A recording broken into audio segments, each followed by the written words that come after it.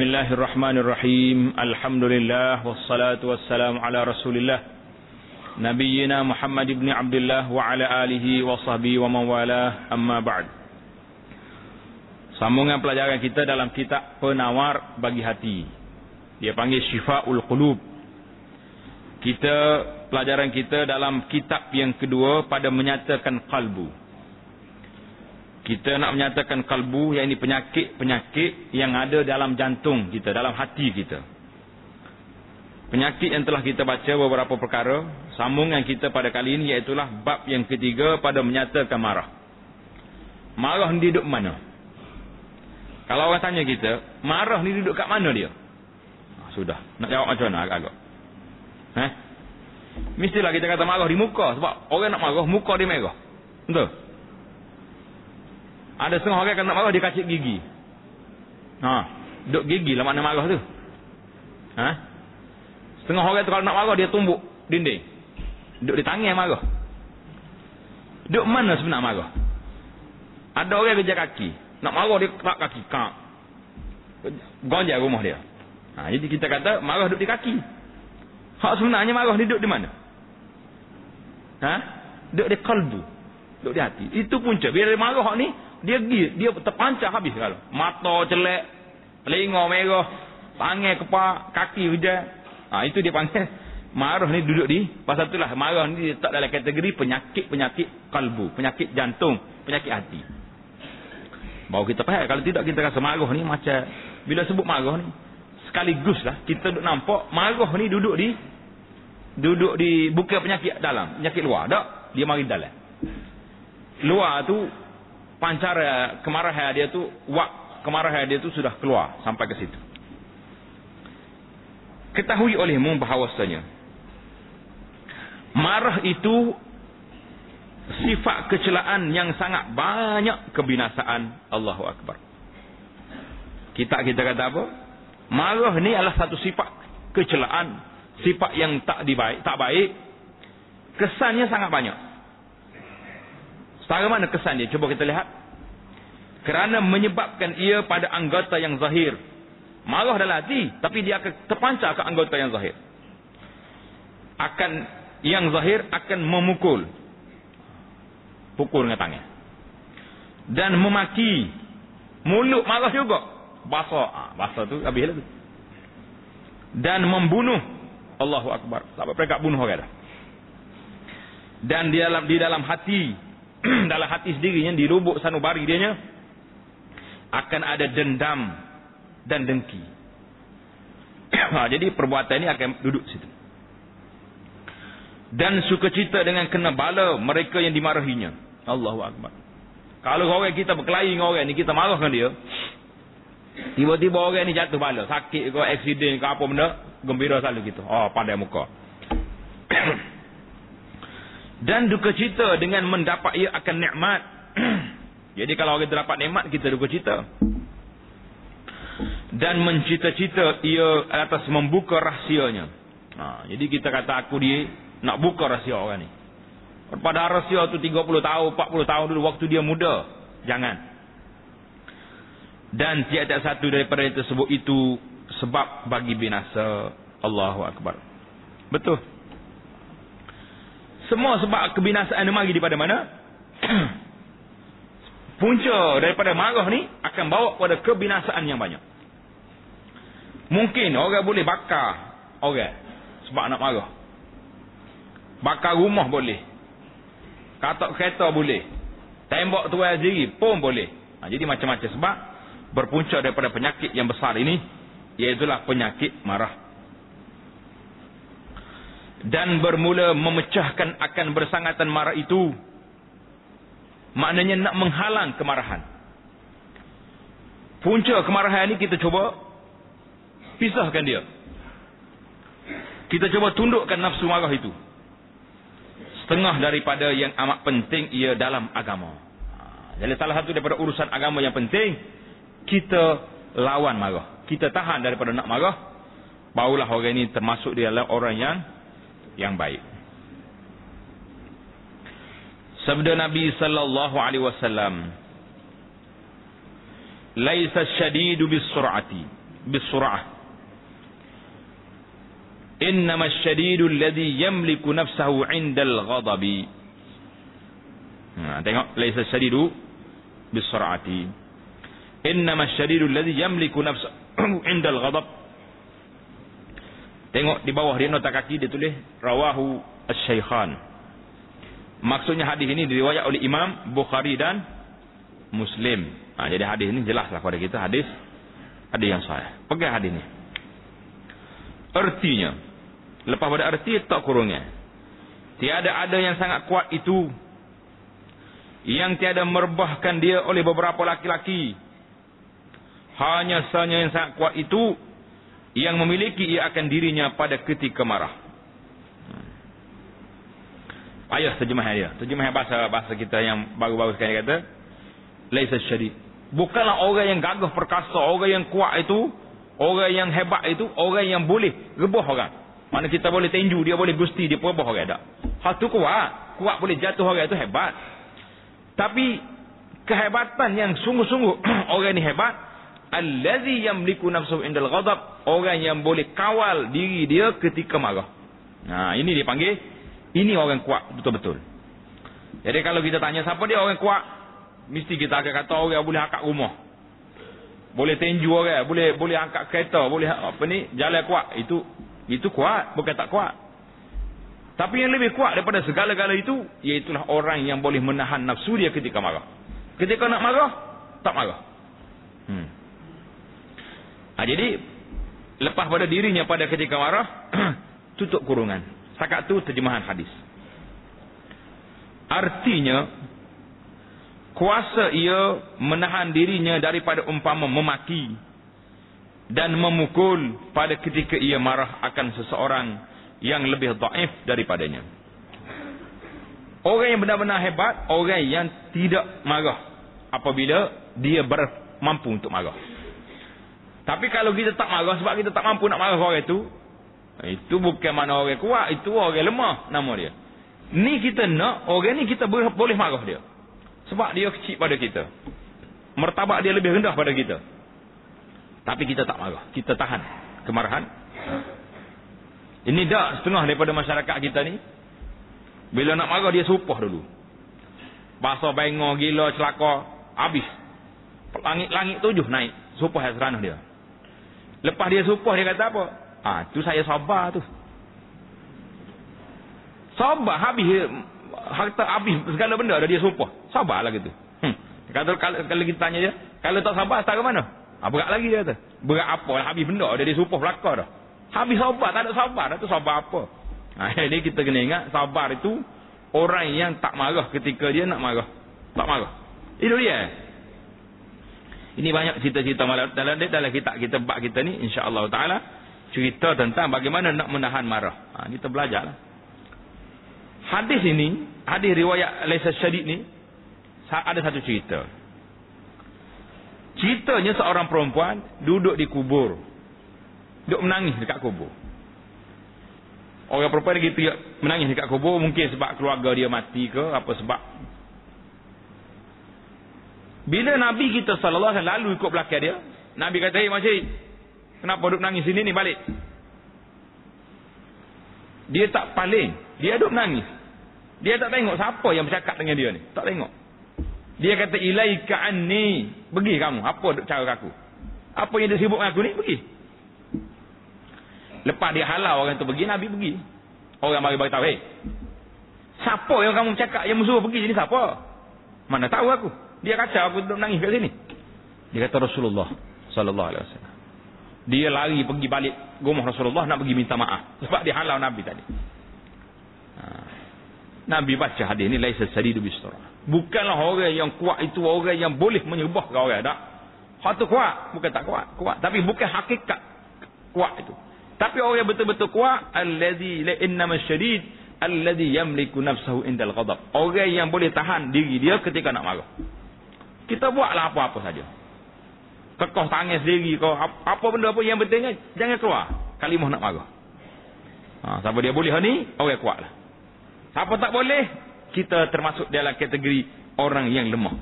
Kita ni duduk di kuat ke duduk di lemah, tengoklah nanti. Biar marah dulu. Tak. Jangan jadi macam cerita orang tu. Kalau marah kena jual. Dia cerita budak-budak tu. Dan bersembah seorang laki-laki. Maknanya seorang laki-laki bertanya. Sembah itu makna bertanya. Seorang sahabat bertanya Rasulullah sallallahu alaihi wasallam. Jadi seorang sahabat nama dia apa? Sulaiman bin Surat qala istabbar rajulan Abu Hurairah radhiyallahu taala anhu cerita.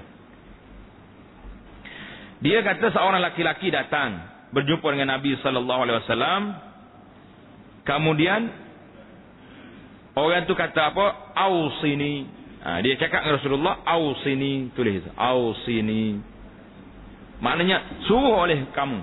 Ya Rasulullah, pesanlah pada saya apa-apa yang Rasulullah nak pesan. Ini cerita di kalangan sahabat radhiyallahu anhum. Para sahabat, kalau dia jumpa sama-sama dia kata ausini, beri wasiat pada saya, pesan pada saya apa yang sepatutnya saya buat. Ini kita sama kita pun, kalau boleh kita jumpa dengan orang saleh, orang yang baik-baik, kita minta biar dia nasihat pada kita. Tuan, ustaz, bagilah sepatah dua kat saya nasihat. Ini. Tapi hari ni ustaz tidak menjadi harga istara mana. Ustaz pun tak kena syarah ke dia. Ini letih sekali dengan ustaz. Kadang-kadang orang ni bila mari kita bimbang nak jumpa dengan dia. Kalau dia telefon malah nak angkat. Pasal cakap lebih banyak sangat. Kita masa tak cukup. Jadi cakap banyak. Jadi sahabat yang cerdik ni berjumpa Nabi sallallahu alaihi wasallam, dia kata, "Ausini ya Rasulullah, usiat kepada saya. Suruh oleh kamu akan daku dengan satu pekerjaan." Jadi dia dalam ini dia kata, dan sedikitkan oleh kamu. Jadi suruh satu benda secara ringkas je. Maknanya beri pada saya nasihat yang ringkas. Apa dia benda? Qala Rasulullah sallallahu alaihi wasallam, la taghdab. La taghdab. Nabi kata, jangan engkau marah. Setakat tu ya. Jangan engkau marah tu tutup kurungan. Itu arti terjemahan hadis. Jangan engkau marah. Nabi kata, la taghdab. Dia ulang balik, ya Rasulullah, ausini, wasiat pada saya. Apa benda yang sepatut saya buat? Nabi kita ulang, la taghdab, jangan marah. Boleh jadi orang yang bertanya ini seorang yang bersifat marah. Kita kata orang backing. Kalau pakai sini bahasa sini orang pongoh ni. Pongoh ke backing ke, yang penting orang cepat marah. Maka bila orang macam ni, Nabi kita akan wasiat mengikut yang dia perlu. Nabi kata la taghdab. Fakarrara miraran. Dia ulang lagi. Fi ausiyat usiat Rasulullah, Nabi kata la taghdab. Jangan marah. Itu nak cerita hadis ni riwayat oleh, tengok nombor 2 di bawah, la taghdab rawahu al-Bukhari. Hadis ni masih lagi hadis yang sahih. Dan lazimkan olehmu pada kelakuan marah akan 2 pekerjaan. Lazimkan maksudnya bila nak marah kita kena buat 2 perkara. Lazimkan maknanya tulis itu. Mesti perkara yang mesti dilakukan apabila marah. Bila kita marah, macam mana nak buat?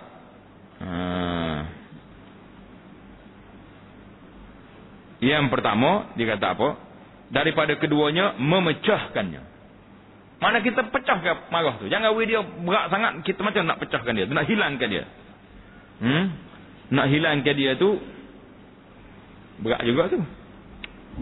Dan tiada aku kehendaki dengan memecahkannya itu menghilangkannya sama sekali, tak mungkin. Bila kita nak marah, kita suruh sapu bersih, hilang, tak marah. Tak mungkin. Perasaan marah mesti ada. Panah hati mesti ada. Gelegak jiwa mesti ada. Tapi kena pecah ke perasaan. Kena tahan. Kerana bahawasanya tiada hilang ia sama sekali. Tak mungkin nak hilang terus, tak mungkin. Dan tiada segia bahawa ia hilang. Kalau sifat marah dalam diri manusia ni tak ada langsung, hilang terus sifat marah. Dia tak marah. Orang buat apa pun tak marah. Orang buat maksiat pun dia tak marah. Orang usik dia pun dia tak marah. Ni bukan orang dah. Ni tunggu kayu dah ni. Tunggu kayu ni kalau kita pergi supah dia pasal pengor tunggu ni. Dia marah kita? Marah? Tak marah. Orang ni pun tak marah. Orang buat maksiat pun dia tak marah. Buat baik pun tak marah. Ini tak boleh. Syekh ni kata, jika hilang, nasaya wajib menghasilkannya. Kalau tak ada perasaan marah dari diri kita, kita kena cari biar ada perasaan sifat marah. Nak hilang sama sekali tak mungkin. Kenapa? Kerana bahawasanya ia perkakas. Perkakas itu maksudnya alat bagi memerangi orang kafir. Jadi bila orang kafir hina Islam, naik mewah tepi telinga kita, kita akan lawan dia bahawa kamu ni telah menghina agama kami. Hari ini sifat marah dalam bab ni mungkin hilang. Orang buat apa, orang bukan Islam buat apa pun, ada marah orang kita? Tak marah. Tak marah. Sabar. Sabar apa orang hina agama kita? Bukan sabar tu penakut namanya macam tu. Jadi cara yang pertama kita kena pecahkan sifat marah itu, kita kurangkan dia dan menegah daripada segala kejahatan dan menyuruh dengan mengerjakan kebajikan.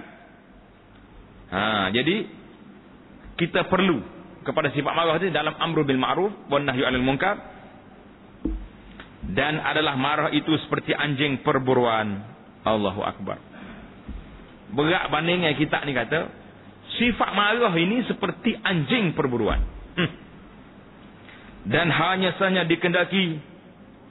Jadi maksudnya hanya saja dikendaki itu, maksudnya dikendaki dengan memecahkannya itu. Macam mana kita nak pecahkan sifat marah itu? Maksudnya mengajarnya hingga mengikut ia akan akal dan akan syarak. Bila nak marah, kita didik nafsu kita supaya ikut akal. Nak marah dengan orang, biar berpada-pada. Ini tidak, kalau orang ikut nafsu, bila nak marah, dia marah sungguh. Apa benda tangan dia pecah belakang, jatuh. Ini berat ni. Setengah orang tu kalau dia nak marah orang, dia tak kira apa ada benda tangan dia. Telefon dia ada tangan, dia pecah. Basah sungguh. Basah apa? Kalau telefon pecah habis tu. Dia tu basah apa je tak. Tapi oleh kerana sifat marah tak boleh dikawal. Jadi kita naknya, sifat marah ni seperti anjing perburuan. Yalah, ketika perlu, nak. Waktu tak perlu, apa ke anjing tu biar gigi. Maka bergerak-gerak ia dengan sebab pertunjuk daripada akal dan syarak.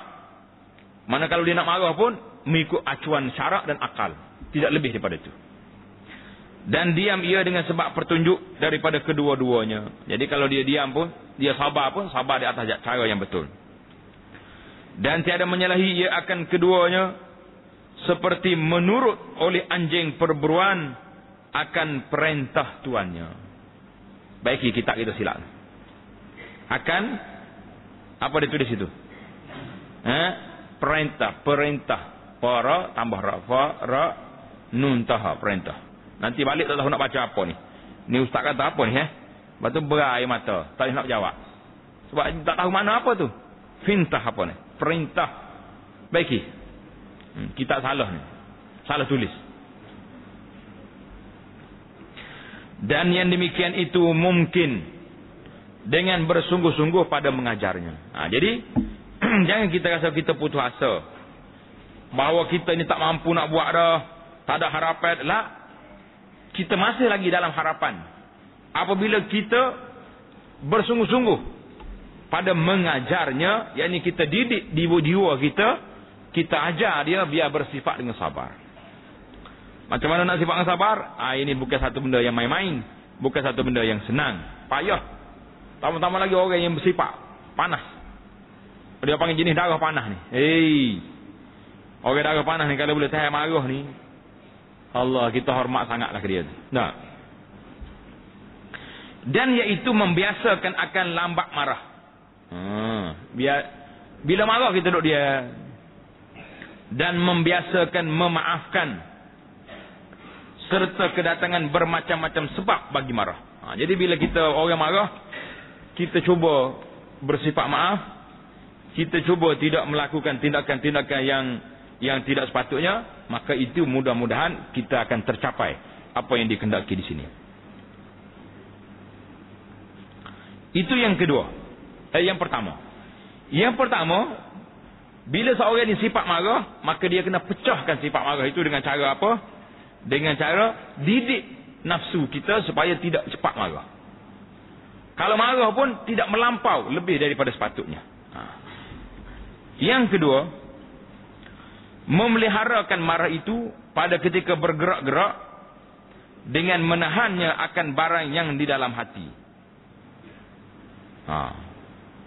Hak sani kita didik awal-awal lagi, sebelum marah. Yang ni dah marah tu, macam mana kita tahan? Yang ada dalam hati, duduk diam. Kalau orang kata uduh kita, orang cakap tak baik yang kita kata tak apa. Nabi-nabi pun orang hina juga dia. Jadi tahanlah perasaan tu. Kalau tidak, mari juga perasaan nak marah tak. Dan menolong atas menahannya itu oleh pengetahuan dan pekerjaan. Tengok. Kita nak cari bantuan. Nak jaga diri kita daripada marah ini dengan cara mana? Dengan cara pengetahuan dan pekerjaan. Tengok huraian dia. Adapun pengetahuan. Nak tahan marah ni, kena belajar dengan ilmu. Maka bahawasa mengetahui ia akan bahawasanya tiada ada sebab bagi marahnya, melainkan bahawasanya engkar ia pada berlaku sesuatu itu dikehendaki oleh Allah Subhanahu wa taala, tiada atas kehendak dirinya sendiri. Jadi apa dia ni? Adapun pengetahuan, kita cuba tahan marah ni dengan ilmu. Apa dia ilmu kita nak sini? Kita ketahui bahawasanya tidak ada sebab bagi marahnya. Sebab apa aku nak marah? Melainkan bahawasanya kita engkar ia pada berlaku sesuatu atas kehendak Allah Subhanahu wa taala. Tidak di atas kehendak dirinya. Jadi, dan ini sehabis-habis jahil. Jadi kalau kita tahu bahawa semua benda yang berlaku ni dengan kehendak Allah Subhanahu wa taala. Jadi kalau kita nak marah secara mana pun, dia tak akan mengubah keadaan itu. Maka bila kita tahu benda ni berlaku dengan kehendak Allah, maka kita boleh bertindak mengikut sekadar yang diperlukan dalam perkara ni. Dan lagi, yang kedua, mengetahui ia bahawasanya marah Allah Ta'ala, murka Allah Ta'ala itu lebih besar daripada murkanya. Kalau kita marah secara mana ke orang, kita kena ingat kemarahan Allah, kemurkaan Allah lebih daripada kemurkaan kita. Dan Tuhan marah, Allah Ta'ala marah dengan hamba dia yang kasar, yang tidak taat ini, lebih daripada kemarahan kita lagi. Jadi kita kena ingat, kita ni kecil.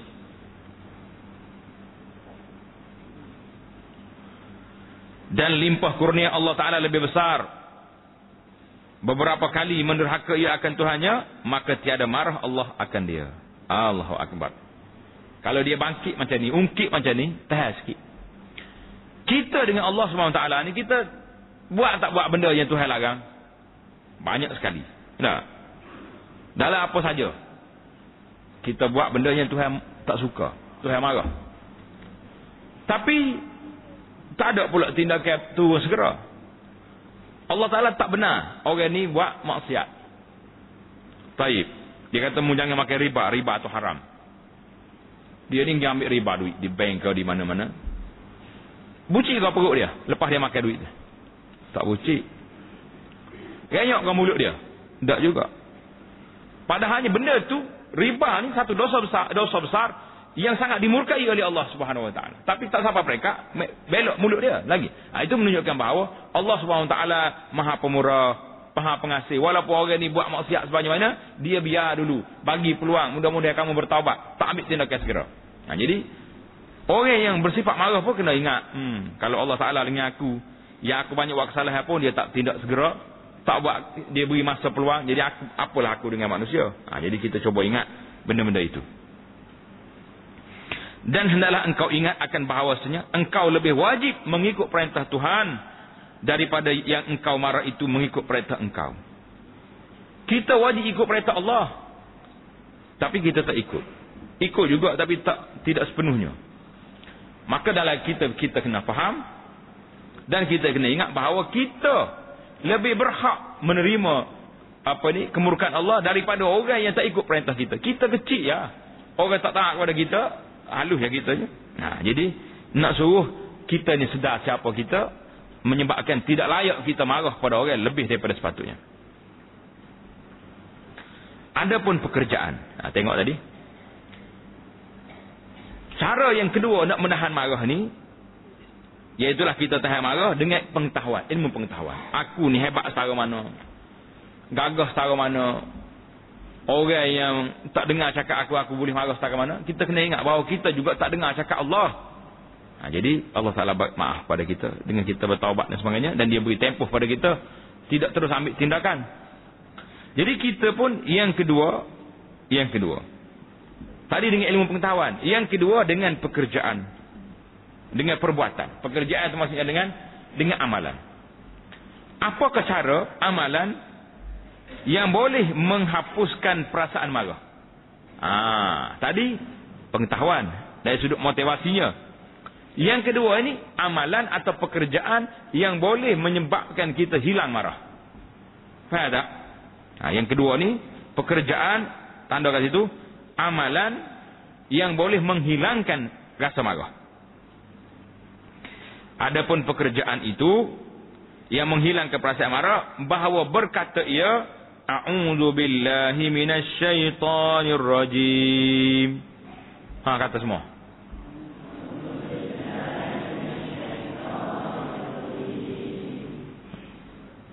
Dia kata apa ni? Kerana marah itu kerana syaitan. Oleh kerana marah ni asalnya mari daripada syaitan. Maka bila kita mari perasaan marah, kita kena berlindung dengan sumber asal dia. Apa dia? Syaitan. A'udzubillahi minasyaitonir rajim. Tengok di situ. Nombor 1 di bawah tu, tengok di nota kaki dia kata apa? Hadis menyuruh membaca a'udzubillahi minasyaitonir rajim pada ketika marah, meriwayatkan dia oleh Bukhari dan Muslim. Ada cerita sikit sini. Imam Bukhari rahimahullah ta'ala bawa dalam riwayat dalam kitab sahih dia daripada Sulaiman bin Surat. Dia kata apa? Sulaiman ni kata, istabba rajulani 'inda an-nabi. Dua orang laki-laki bermaki-makian depan Rasulullah sallallahu alaihi wasallam. Allahu akbar. Boleh dia pergi berbantah-bantah depan Nabi. Bahasamu. Wa nahnu indahu julus. Kami duduk dekat Rasulullah, tengok dua orang duduk kelahi depan Nabi. Wa ahaduhuma yasubbu sahibahu mughdaban qad ihmarra wajhuh. Allahu akbar. Jadi salah seorangnya maki sahabat dia ni, kawan dia tu, dalam keadaan muka dia merah. Faqala an-nabiy sallallahu alaihi wasallam. Nabi bersabda, "Hei, yang duduk kelahi tu diam. Inni la'alamu kalimatan. Aku tahu.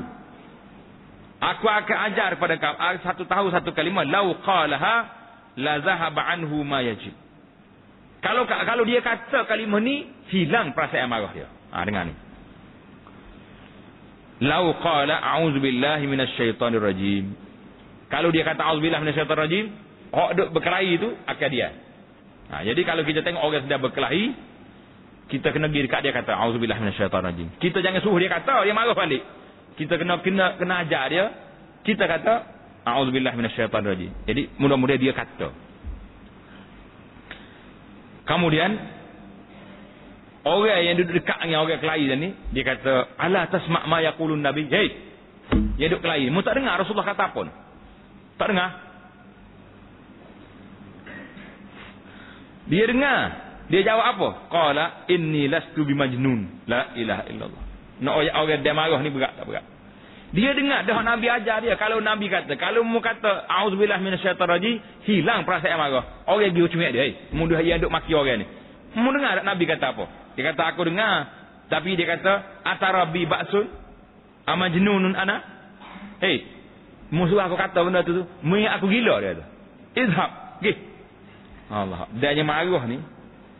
Masalah orang marah ni, dia tak mau kata.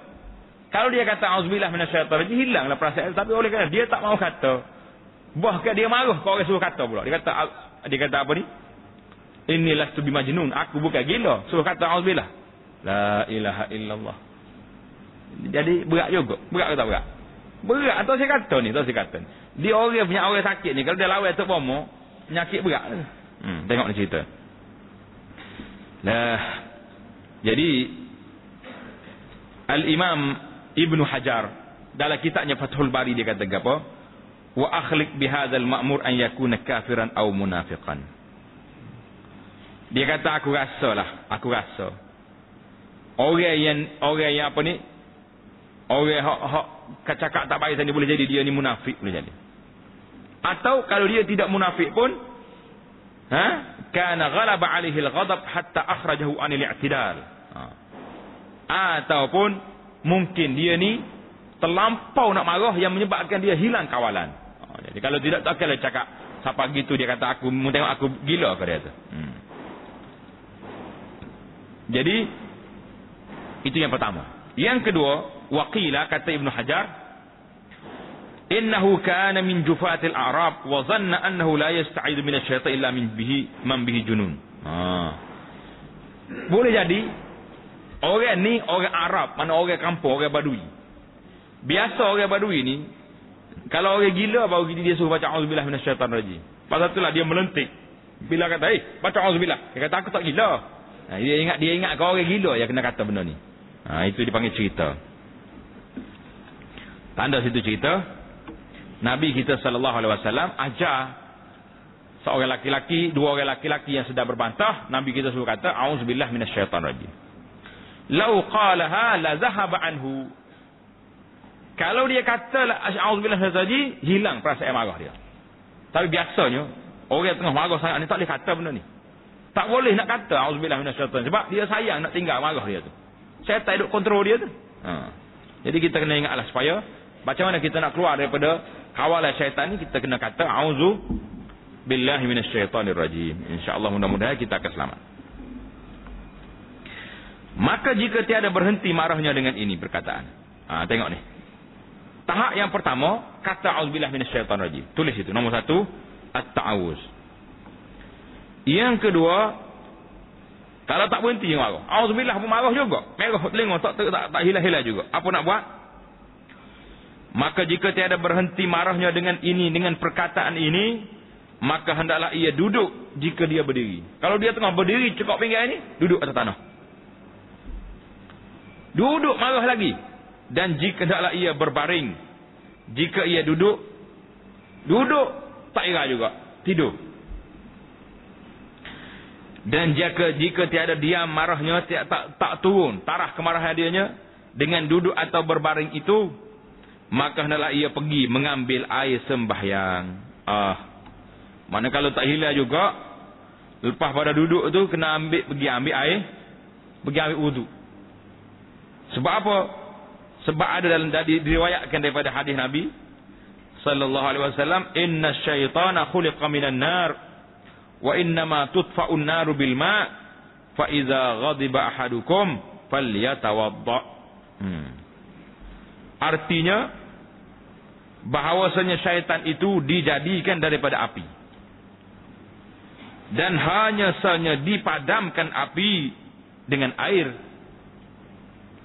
Maka apabila seorang kamu marah, maka hendaklah ia mengambil air sembahyang. Bila dia marah, dia kena ambil air sembahyang. Hadis ini tengok di bawah itu dikata apa? Nombor 2 di bawah rawahu Abu Daud. Rawahu Abu Daud. Sanad dia kata ulama sini isnaduhu, Abu Daud dan Imam Ahmad isnaduhu dhaif. Lemah, dia punya sanad dia tidak kuat. Tapi syaitan jadi daripada api itu kuat. Ada dalam Quran sendiri sebut, Allah Taala sebut dalam Quran, apa dia kata apa? Dalam surah Al-A'raf, sewaktu dialog di antara syaitan dengan Allah Subhanahu, Tuhan murka pada syaitan, "Pak, kenapa kamu tak mau sujud pada Adam?" Syaitan kata apa? Qala ma mana'aka alla tasjuda iz amartuk. Qala ana khairum minhu khalaqtani min narin wa khalaqtahu min tin. Ini dalam Quran jelas. Maknanya kalau syaitan tu memang mari daripada api. Dia sendiri cerita dalam Quran.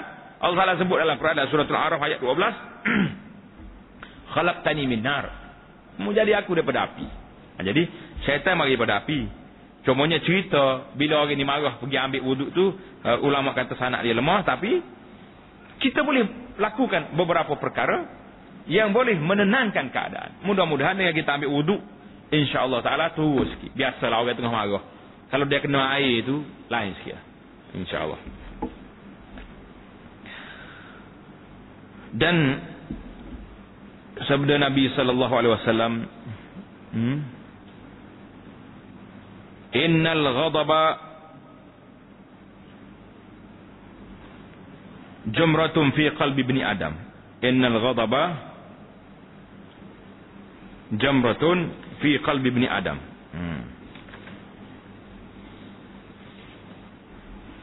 Ala tarawna ila jamrati ainaihi. Ala tarawna ila humrati. Daripada jin itu tukar kepada ha. Sebab dia nak warna tu, warna.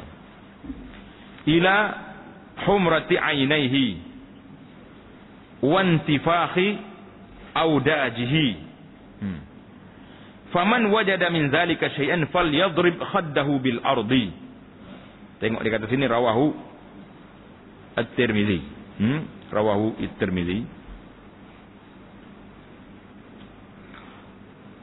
Sanad dianya dalam hadis ni tidak kuat, dhaif. Kata Abu Isa Tirmizi kata wa hadza hadisun hasanun sahih, tapi dalam kitab lain dia kata isnaduhu dhaif, tapi lemah di sini. Dia kata apa ni? Ala innal ghadaba, hati-hati, jaga-jaga, bahawasanya marah itu seperti bara api fi qalbi ibni Adam, pada jantung anak Adam. Jadi bara api duduk dalam hati manusia. Adakah tiada melihat kamu pada merah dua matanya? Itu nak kata humrah. Humrah itu makna merah. Kalau kita baca dengan jin jamrah itu makna bara api. Baiki dah kita letak buang titik jin tu. Jamrah kepada humrah. Baikilah. Nanti nak klik baca kampung esok, baca jamrah pula. Jadi adakah kamu tidak? Ala tarawna ila humrati ainaihi. Kamu tak tengok kepada merah dua matanya. Bila orang nak marah, mata dia merah. Dan bengkak orak lehernya. Orak ni naik timbul. Marah tu. Maka barang siapa mendapat ia akan sesuatu daripada demikian itu, maka hendaklah memukul ia akan pipinya dengan bumi. Setakat bumi itu tutup kurungan. Setakat itu terjemahan hadis. Jadi dalam riwayat ini, siapa dia nak marah, merah muka dia dah, naik keluar orak semerah dia ni, falyadrib khaddahu bil ardi, maka dia kena letak pipi di atas tanah. Inilah cerita yang dicerita kepada Sayyidina Ali bin Abi Talib radhiyallahu taala anhu, yang digelar dengan nama Abu Turab, bapak tanah. Sebab bila nak marah dia duduk atas tanah. Jadi kalau kita nak marah, kita turun tanah, letak pipi kita atas tanah. Biar kita tengok, aku kalau marah setara mana pun mati esok lagu ni lah duduk. Tahan sikit lah dak perasaan nak marah tu.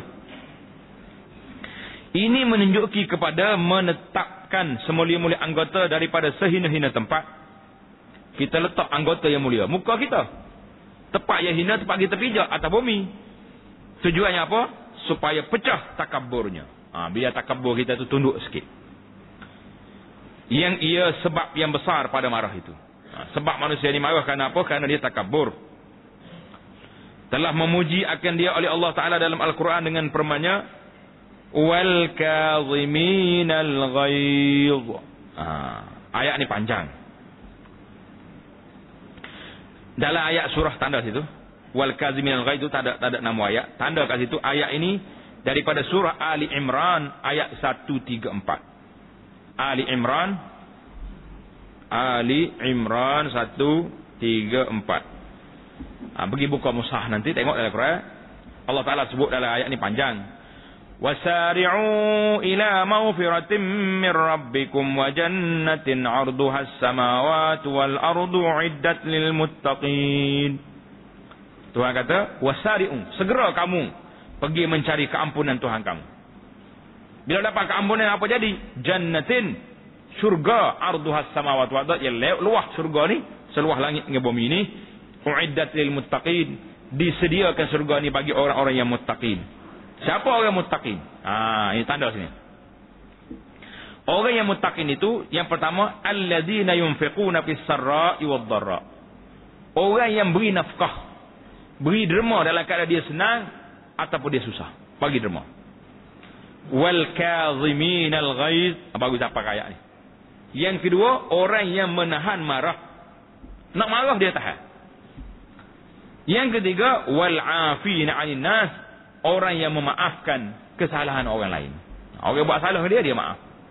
Marah dia tak. Jadi 3 golongan ini disebut dalam ayat Ali Imran 134 sebagai orang-orang yang muttaqin, orang yang bertakwa.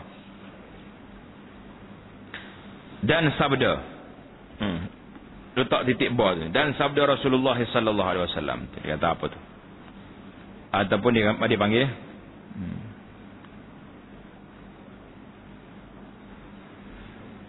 man kazama ghaizan walau syaa an yumdiyahu amdahu mala Allahu qalbahu yaumal qiyamati amnan wa imana.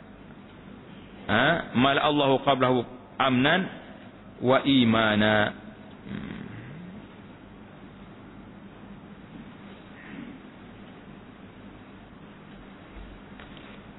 Artinya,